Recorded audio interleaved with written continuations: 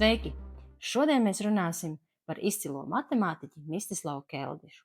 Un būs arī neliels konkurss, bet tas uz video otru pusīti. Vai tu esi redzējis, kā tīklā sēž zirneklis?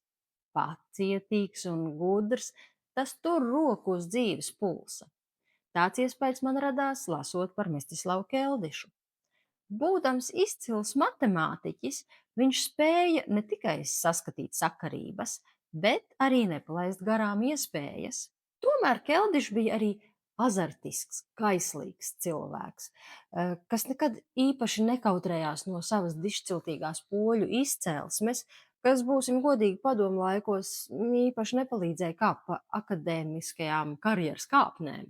Tieši otrādi, komunisma ideoloģijai neatbilstošā izcelsme varēja pazudināt ne tikai viņa pētījumus, bet arī viņu pašu.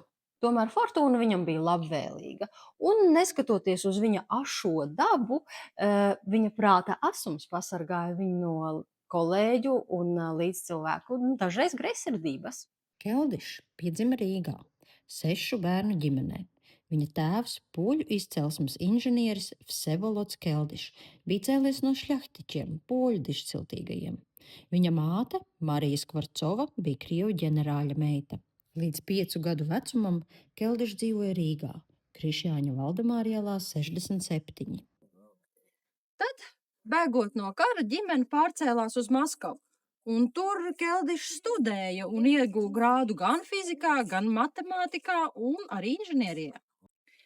Keldišs izstrādāja matemātisku teoriju, kas ļāva precīzi noteikt, pie kāda ātruma sāk nekontrolējami svārstīties spāns. Un rezultātā neizbēgami, protams, tas noved pie avārijas.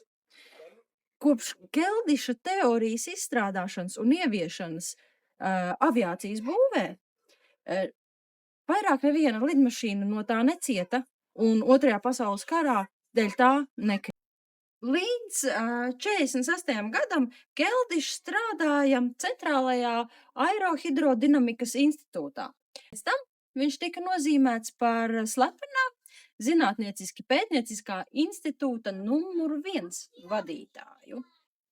Keldiša vadībā institūts nodarbojās tieši ar raķešu, it īpaši kodola raķešu izstrādi. Vienlaicīgi viņš vadīja padomju kodolieroču un raķešu būvēi paredzēto skaitļošanas mašīnu veidošanu, tajā skaitā elektronisko skaitļojumu mašīnu Strilā. Tomēr Keldišs uzskatīja, ka Padomju Savienībai superdatori nemaz nav nepieciešami, ņemot vērā, cik izcili matemātiķi viņiem bija, kuri varēja veikt visus aprēķinus paši. Ironiskā kārtā gan 2005. gadā atslapenotie dokumenti liecina, ka Keldišs bija viens no tiem, kas pieņēma lēmumu kopēt ASV sasniegumus datoru izstrādē un vienkārši kopēt IBM 360. Kā jau sākumā teicu, Keldišs bija kā tāds liels zirneklis, kas tupēja tīkla vidū un turēja rokās katru svarīgo pavedienu.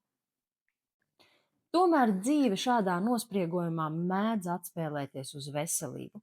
Keldišs smagi slimoja ar dažādām asinsvadu saslimšanām. Uz Maskavu tika uzaicināts amerikāņu ķirurgs, libāņu izcelsmes ārsts Maikls Debeiki. Operācija bija veiksmīga un kādu laiku Keldišs sajuta zināmu atvieglojumu. Tomēr slimība atgriezās un viņam kļuva aizvien grūtāk ne tikai strādāt, bet pat staigāt. Mistislavs Keldišs nomira 1978. gada jūnijā savā vasarnīcā. Viņa ķermeni atrada sēžam Volgā pie Stūres.